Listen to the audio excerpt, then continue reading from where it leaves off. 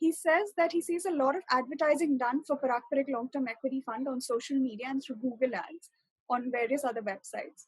So why are we advertising so aggressively, since the fund is already doing well and word of mouth should do magic? It's disheartening to see that a lot of advertising for a good fund is being done.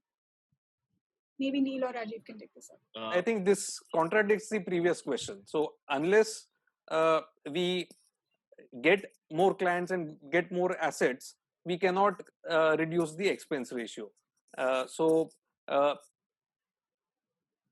social media is not India. So a lot of noise may be made on social media, but we are not a corporate house like a Tata, Birla, Ambani.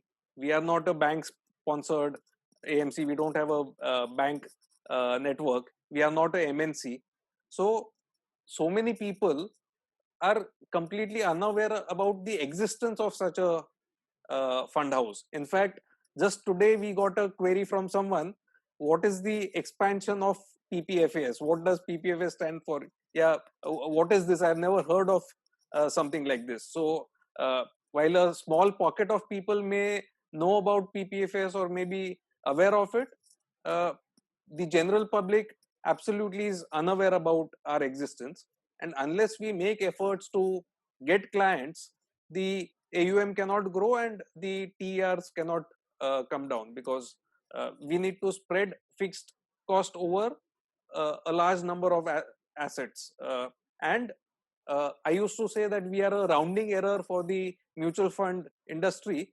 From a rounding error, we have come to a decimal point now. So while there has been progress on a low base, but still we are a 5,000, 6,000 crore AUM fund when the biggies are at 4 lakh crores kind of numbers. Neil, anything from your point of view? I think initially in the initial years, there were all these net worth criteria that from 10 crores we had to make it to 50 crores. So the first few years we didn't get a chance only to advertise or market or any of that stuff, So from not doing anything to doing even a little bit, it seems like we're doing a lot. But on average, what are we doing? We are advertising online, which we think it's give the best bang for the buck. I mean, it's the best thing. I mean, again, as value investors, we also see value where advertising will give us which advertising will give us the best ROE. So we've been doing a bit of that. It's not some crazy amounts we are doing it.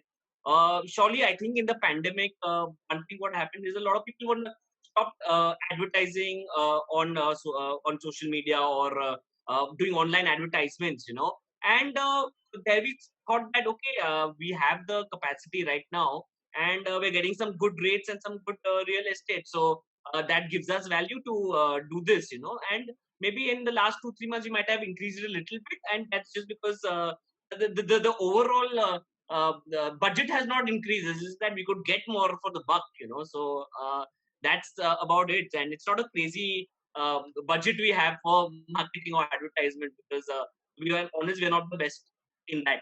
We're asset managers, so not a marketing company.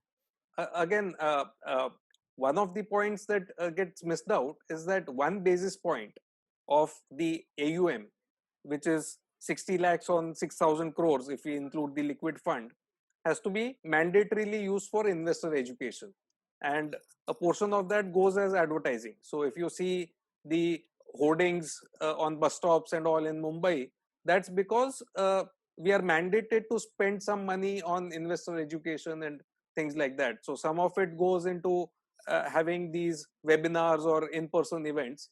Given that in a pandemic we can't rent out halls and get people in, so instead of some of these, money will get diverted to advertising, because that's statutorily required to be spent.